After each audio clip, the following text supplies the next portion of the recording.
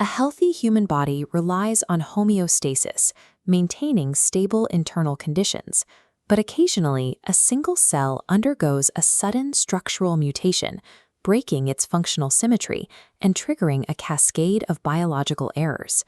When these errors accumulate and begin to impair the body's normal operations, medical professionals classify the condition as a disease. This refers specifically to an objective internal dysfunction, separate from external injuries or physical disabilities. While disease describes the biological reality, illness describes the human response. Illness is the patient's subjective experience, the pain, fatigue, and distress they actually feel.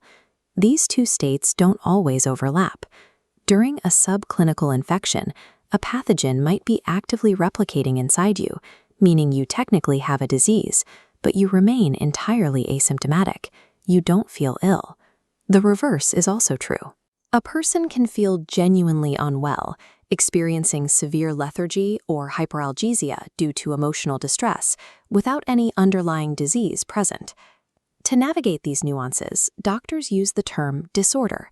It acts as a value-neutral descriptor for functional disturbances, commonly applied in psychiatric care to recognize complex biological and psychological factors without the heavy stigma attached to the word disease. The distinction between an objective condition, a subjective feeling, and a functional disturbance provides the logical framework for clinical medicine. These labels decide who gets treatment, who gets insurance coverage, and whose suffering society formally recognizes. Zooming out from the individual cell, we find three main drivers initiating these bodily failures: pathogenic microorganisms like viruses, inherited genetic mutations, and external environmental factors. These drivers divide the medical landscape in half. On one side are communicable infections that jump from host to host.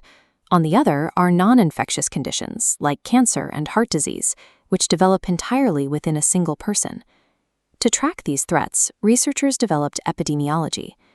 By observing how symptoms cluster in specific communities over time, they trace the invisible pathways that sickness takes through a population. This map visualization demonstrates the classic behavior of a communicable pathogen. Starting from a localized outbreak, the infection moves rapidly, radiating outward across borders and continents in a matter of weeks. But as the visual shifts to display chronic lifestyle diseases, a different pattern emerges.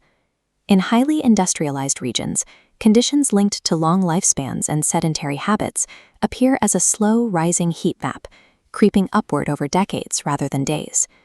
Epidemiology maps these distinct rhythms. It turns medical data into geographic intelligence, predicting exactly where a population will suffer next, based on how they live and who they interact with. Knowing where a health problem will strike is only the first step. Health organizations must also quantify the disease burden, the total financial cost and human toll exacted on a specific area. This bar chart represents a standard human life expectancy of 80 years. If a fatal condition strikes at age 60, the final 20 years are visibly erased. Researchers calculate this as years of potential life lost, or YPLL, measuring the direct impact of premature death. However, the YPLL metric has a blind spot. It treats a sudden, unexpected death exactly the same as someone who died at the exact same age after enduring decades of severe, debilitating sickness. To fix this, we update the chart with a shaded region inside the lived years. This new metric is the Disability Adjusted Life Year, or DALY. It combines the years lost to death with the fraction of years lost to living with an active disability.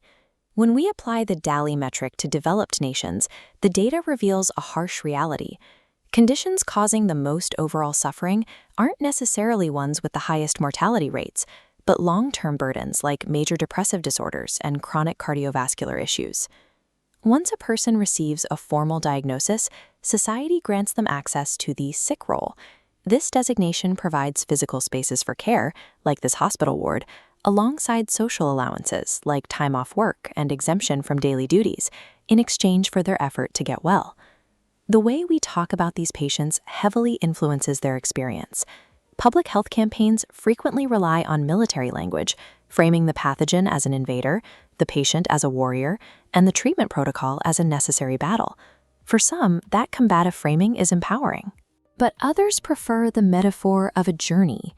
In this view, a diagnosis is an abrupt exile from the land of the healthy into a foreign territory, forcing the patient to navigate new relationships and a shifted identity. Entire cultures can interpret physical conditions through completely different lenses. Among the Hmong people, for instance, the sudden seizures associated with epilepsy are often viewed not as a biological failing, but as a sign of unique spiritual gifts. Conversely, when a condition is poorly understood, it can attract deep social stigma. As seen on these protest banners, outbreaks have historically been weaponized as metaphors for moral decay or divine judgment, forcing patients to fight both the infection and the public prejudice surrounding it. Ultimately, a community's economic status dictates its medical vulnerabilities. Wealthy, sedentary populations face high rates of diabetes and cancer, while impoverished regions grapple with preventable parasitic infections and lower respiratory illnesses. A population's health data provides a ruthless accounting of its priorities. Sickness reveals the limits of our biology, but the way we classify, treat, and talk about it exposes the fairness of our economies and the empathy of our cultures.